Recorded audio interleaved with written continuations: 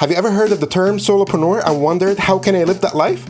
5 years ago, I started my journey as a solopreneur and it was the best decision of my life. Not just for me, but for my family too. Many of you sent me questions about solopreneurship after my interview with They Got Acquired was published. So today, I'll explain what a solopreneur is, to the benefits of becoming a solopreneur, and give you a step-by-step guide on how to become one. This is just part 1 of the Solopreneur Playbook series. Be sure to subscribe so you don't miss the next 4 parts.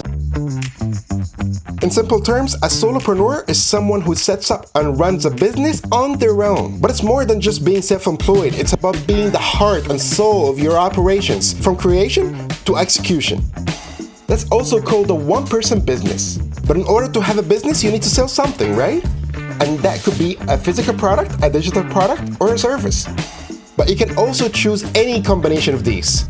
I started in the digital marketing space and I was just a drop in an ocean of marketing agencies.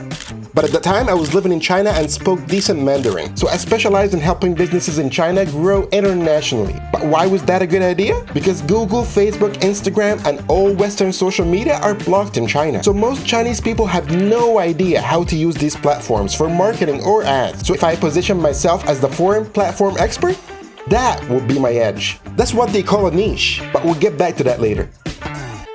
There's definitely a million ways to make money other than being a solopreneur. And considering how hard solopreneurship can be, there must be a strong reason why we do it. For me personally, having a one-person business has 4 major benefits. The freedom to work from home and physically be with my family 24/7. The freedom to work from any country in the world. In the past year, I came up with a product idea in Egypt, designed it when we were in Bali, manufactured it while visiting China, and launched it while traveling to Dubai. The freedom of waking up every single day knowing you control your schedule, your time with loved ones, your projects and tasks, or even giving yourself a couple weeks off. This freedom is what I love most about being a solopreneur. But there's more. I can hear some of you asking, when is this guy going to talk about the money? I will. I'm just showing you the benefits in their order of importance. As a solopreneur, your job is to provide a solution to a problem people have, right?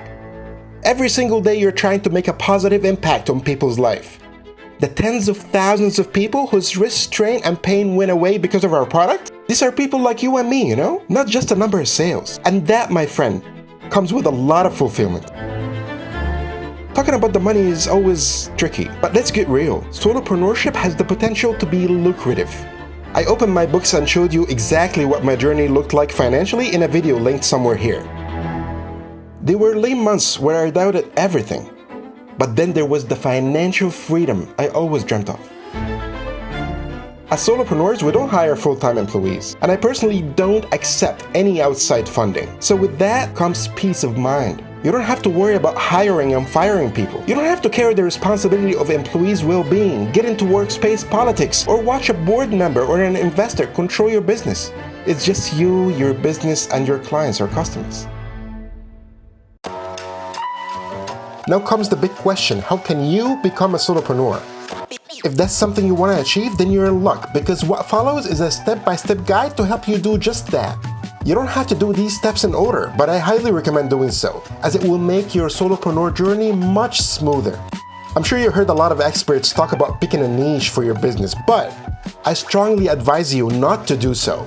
Why? You see, a niche is a specialized segment of the market for a particular kind of product or service. That's the old way of doing business, picking a niche like gardening, desk accessories, or car parts. But the modern way and the best way to do it, in my opinion, is to focus on a specific person instead of a niche. So instead of creating a car parts brand, create a brand for car enthusiasts. This way you have a stronger connection with your customers, know what problems they have, and provide solutions to these problems. And the deeper you go, the more they will resonate with your message and products. So don't be afraid to experiment with broader versus smaller audience. For example, you can create a brand that serves dads, but you can go one level deeper and target dads with toddlers.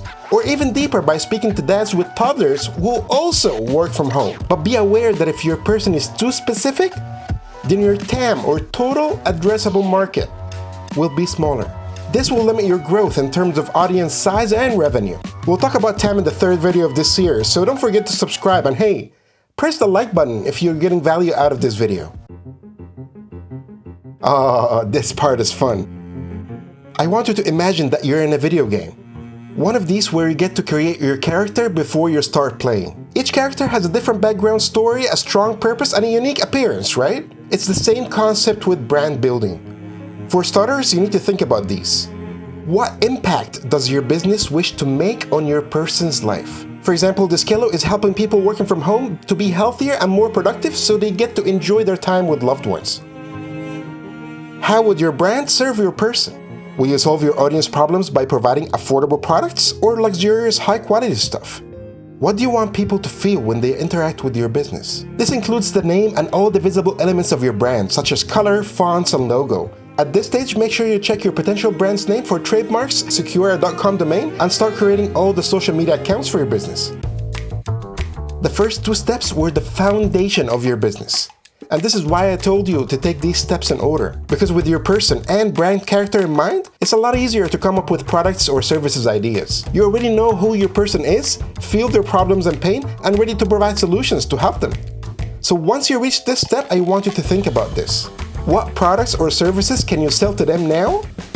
And what products or services do you want to sell to them in the next 5 years?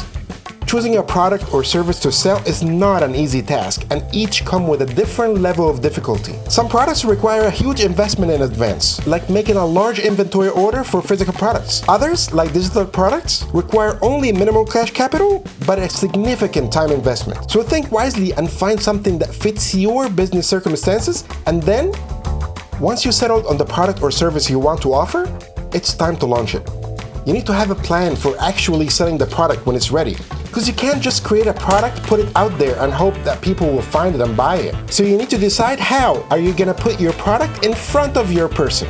Would it be through paid ads? Would you try to build an audience organically? Or maybe a combination of both? Would you sell on a marketplace like Amazon or Etsy? Or offer your product or service on your own website? One advice is not to spend too much time stuck on a specific aspect of your business. Focus on moving forward and taking action every single day. I don't want this video to sound like solopreneurship is easy, because it isn't. Here are the biggest struggles that solopreneurs have to go through, along with the solutions to these problems. You know what to do. See you in the next video.